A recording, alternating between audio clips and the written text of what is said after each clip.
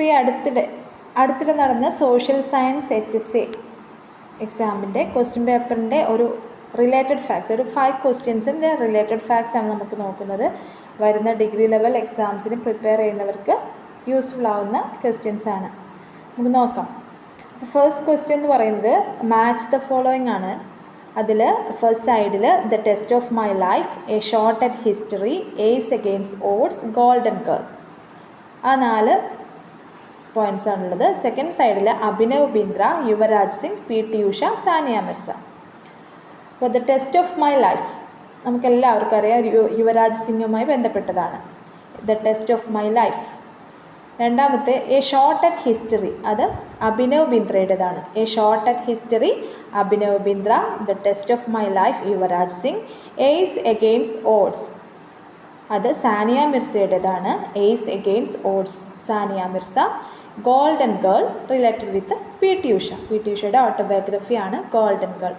അപ്പോൾ സിമ്പിളായിട്ട് നമുക്ക് ആൻസർ കണ്ടുപിടിക്കാവുന്നതാണ്. കാരണം ഗോൾഡൻ ഗേൾ മാത്രം അറിഞ്ഞാൽ തന്നെ ആൻസറിലേക്ക് എത്താം.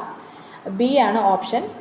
അപ്പോൾ the test of my life, Yuvraj Singh. A shot at history, Abhinav Bindra. Ace against odds, Sania Mirza. Golden girl, PT Usha.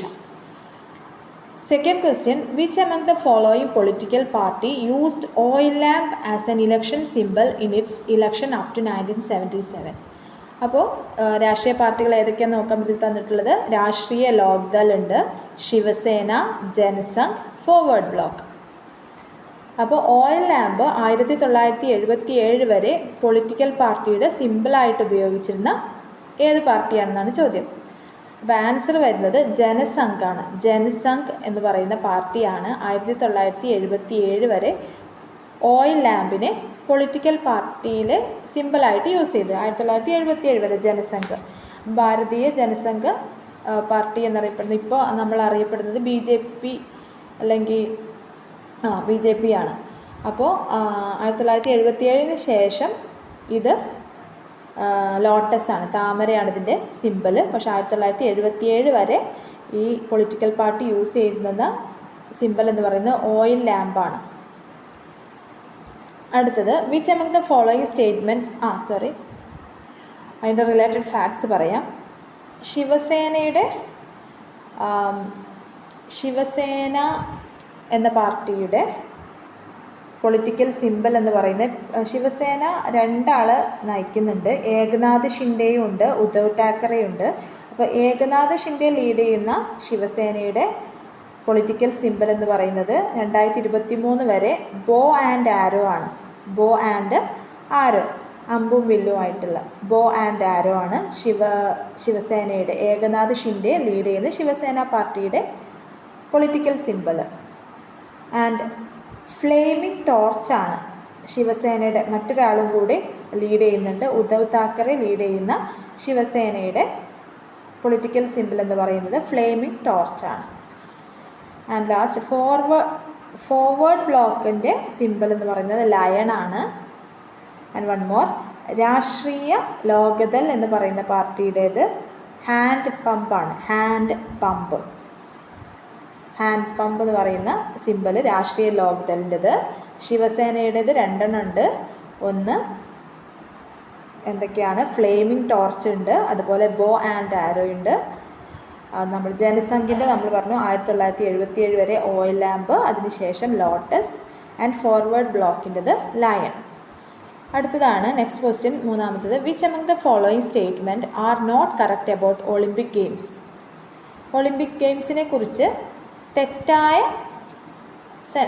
Statements ഏതൊക്കെയാണെന്ന് ചോദ്യം. ഫസ്റ്റ് വരുന്നത്, the history Olympic games started in ancient Greece around 776 BC. The history Olympic games started in ancient Greece around 776 BC. അതൊരു correct ആയിട്ടുള്ള statement ആണ്. അടുത്തത്, 1900 women were firstly permitted to participate Olympic Games. 1900 women were firstly permitted to participate Olympic Games. അപ്പോൾ 1900 സ്ത്രീകളാണ് ആദ്യമായിട്ട് Olympic ഗെയിംസിൽ participate ചെയ്യാൻ വേണ്ടിയിട്ട് അനുവാദം കിട്ടിയത് എന്നാണ് പറയുന്നത്. അപ്പോൾ ഈ 2 സ്റ്റേറ്റ്മെൻറ്റും ശരിയായ സ്റ്റേറ്റ്മെൻറ്റാണ്. ബാക്കിയുള്ള 2 സ്റ്റേറ്റ്മെൻറ്റാണ് തെറ്റായിട്ടുള്ളത്. അപ്പോൾ അതിൻ്റെ ശരിയായ ആൻസർ നോക്കാം.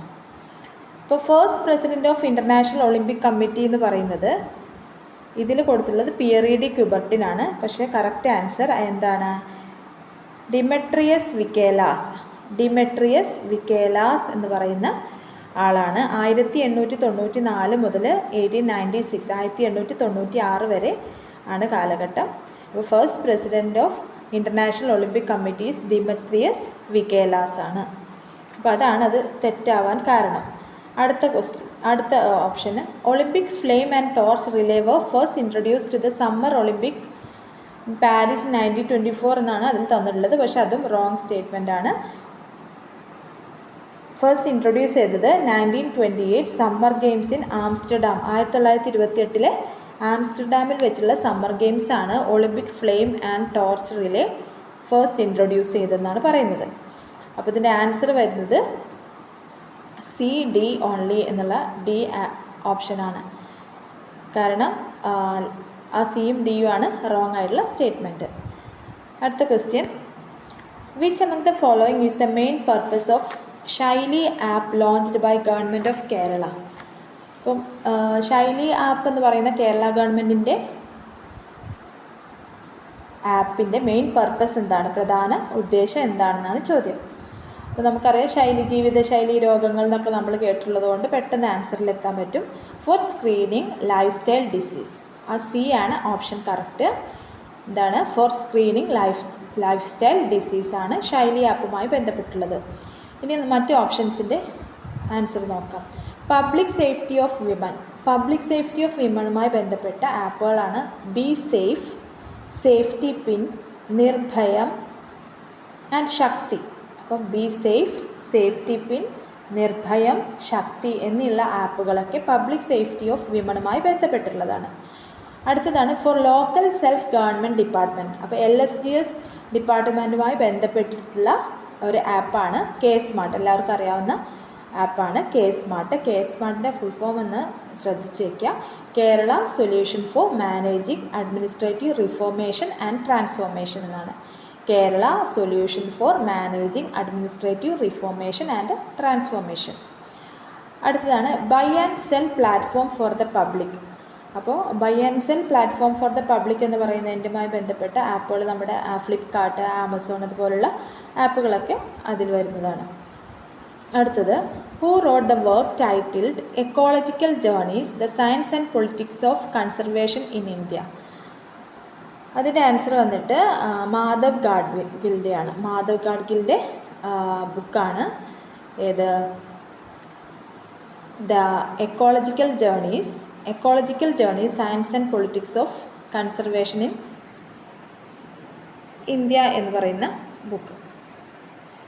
ഇനി അതിലെ ഓപ്ഷൻസ് നോക്കാം. രാമചന്ദ്ര ഗുഹയുടെ നമ്മുടെ എക്കോളജിയുമായി ബന്ധപ്പെട്ട ബുക്കാണ് speaking with nature is a book by Ramachandra Guha. അടുത്താണ് വന്ദന ശിവയുടെ എക്കോളജിയുമായി ബന്ധപ്പെട്ട ബുക്കാണ് staying alive women ecology and development. മറ്റൊരു ബുക്കാണ് എർത്ത് ഡെമോക്രസി എന്ന് പറയുന്ന മറ്റൊരു ബുക്ക് വന്ദന ശിവയുടേതാണ്. അടുത്തതാണ് കെ എ സുബ്രഹ്മണ്യൻ്റെ എക്കോളജിയുമായി ബന്ധപ്പെട്ടൊരു ബുക്കാണ് ഡ്രാഗൺ ഫ്ലൈസ് ഓഫ് ഇന്ത്യ എന്നുള്ളത്. Dragonflies of India is the book written by K A സുബ്രഹ്മണ്യൻ്റെ ബുക്കാണ് ഡ്രാഗൺ ഫ്ലൈസ് ഓഫ് ഇന്ത്യ എന്നുള്ളത്.